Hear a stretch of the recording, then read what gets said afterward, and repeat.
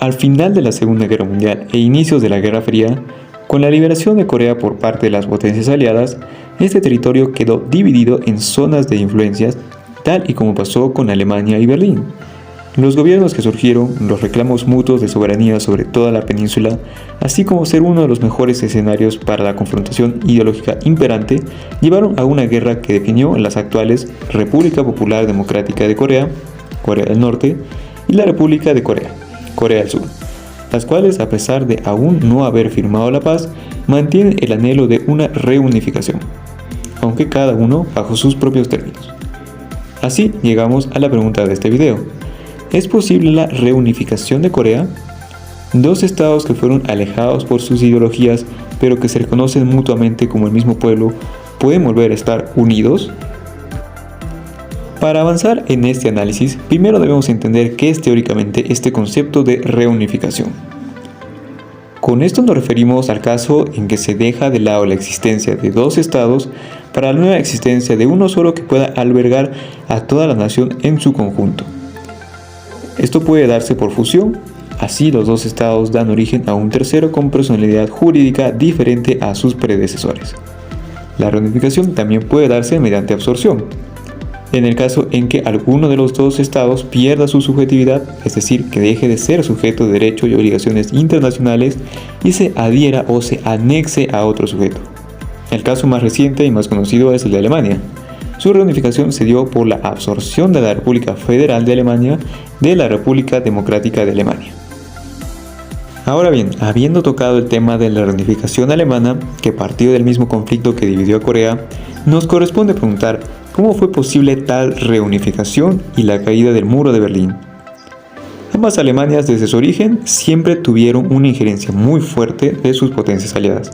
Prácticamente la URSS y los Estados Unidos determinaron las estructuras e instituciones nacionales de acuerdo a sus concepciones. Así, era muy fácil ver la presencia del presidente Kennedy en Berlín o a Nikita Khrushchev autorizando o no políticas dentro de la República Democrática. En el caso de esta última, la lenta pero predecible caída de la URSS terminó con el apoyo tanto político como económico que brindaba a Alemania Oriental. Sumado a esto, la República Democrática también soportó una crisis demográfica que significó la deserción de su población y que originó la construcción del Muro de Berlín. A nivel internacional, y como se repitió en toda la Guerra Fría, Alemania Oriental tenía también la presión y la necesidad de demostrar que a nivel interno todo iba bien, algo muy complicado de cara a las represiones y muertes a los que intentasen cruzar el muro o que vayan en contra de las ideas del Partido Socialista Unificado de Alemania. Todo esto en conjunto desestabilizó por completo a la República Democrática y conllevó a que sea absorbida por la República Federal, sin que ello signifique que esta Alemania estuviera exenta de problemas. Con esto en mente, podemos tener ahora los factores que terminaron por generar la reunificación alemana y ver si serían aplicables a Corea. En primer lugar, algo fundamental es el proyecto de reunificación. En el caso de las dos Alemanias se optó por la federal, la cual era la más próspera y desarrollada, pesando además en esta decisión las reformas que realizó Gorbachev en favor de la apertura del mercado en la órbita soviética, por lo que pasar ahora a un estado con mayor apertura ya no era algo impensable. Pero yendo ahora a la península, los proyectos de reunificación no vienen tan debilitados como la Alemania Oriental. En el caso de Corea del Norte, la ideología Juche, que impera en el país y que es los cimientos de un socialismo al estilo coreano, no resultaría nada atractivo para la Corea del Sur, que ha vivido casi toda su historia bajo la órbita de los Estados Unidos y gobernada por partidos liberales y socialdemócratas. Precisamente la sociedad surcoreana, tan inmersa hoy en día en el mundo actual, no se vería nada atraída por el aislacionismo del vecino del norte.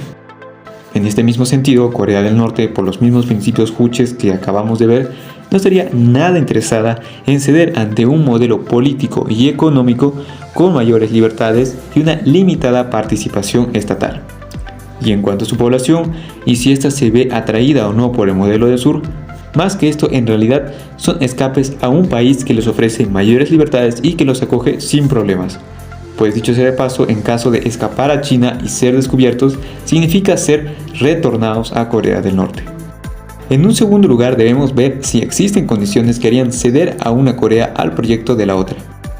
En el caso de las Alemanias, Las crisis económicas, políticas y sociales, sumadas a la presión internacional de tratar de mantener una buena imagen y la pérdida del apoyo soviético, fueron las razones por las cuales la República Democrática fue absorbida por la República Federal. En el caso de las Coreas, empezando por Corea del Sur, esta ha gozado de relativa tranquilidad. Sin embargo, lo que más le aqueja son problemas financieros y económicos. Corea del Sur fue uno de los países afectados por la crisis asiática del 97 y actualmente pasa por incrementos del costo de vida y deuda en su población. Sumado a ello, se encuentra atravesando una crisis demográfica por la baja tasa de fecundidad. Estos problemas en general requieren una gran atención por parte del gobierno. Sin embargo, no han llegado al punto de desestabilizar por completo a la sociedad surcoreana, al punto de desconfiar y plantear un cambio general de sus instituciones. Ahora bien, por el lado norcoreano, la cuestión es muy distinta. En primer lugar, no podemos hablar de crisis políticas como las que vivimos aquí en Latinoamérica, pues al existir un partido único que controla todo el aparato estatal y que está sometido fielmente a las consideraciones del líder supremo, no hay margen para la oposición que pueda afectar el poder político de Kim Jong-un. Tampoco podemos decir que hayan crisis sociales manifestadas en protestas o marchas. No hay espacio para la disidencia o la crítica al proyecto estatal.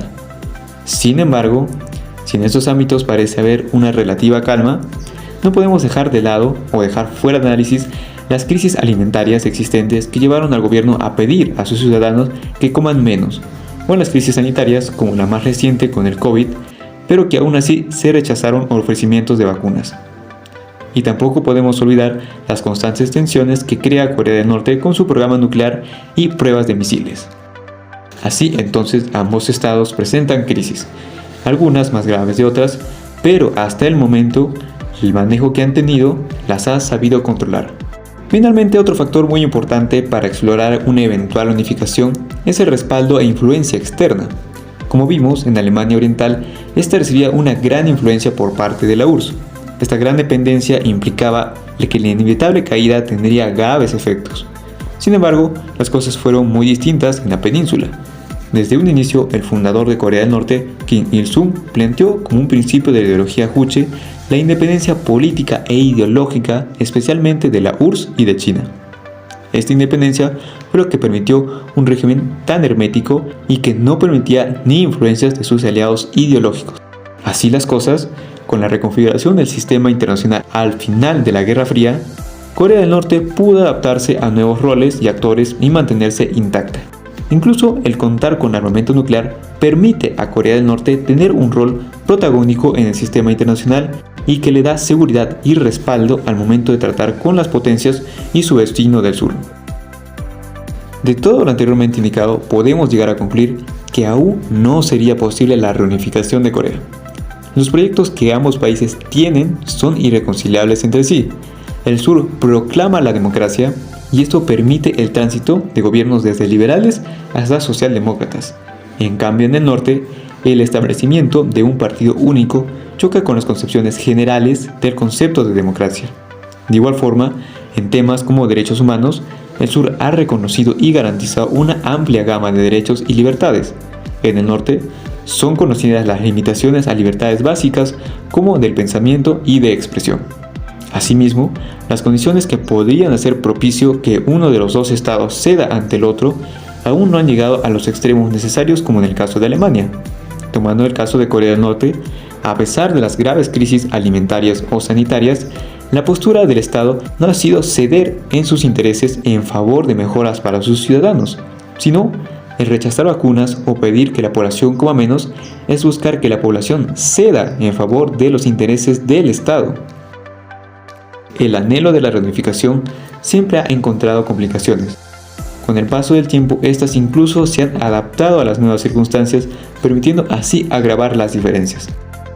Y aunque es rescatable el sentimiento de reconocerse mutuamente como un mismo pueblo, las diferencias en torno a las instituciones y el rol y participación del Estado son cuestiones que incluso dividen a sociedades y países ya constituidos.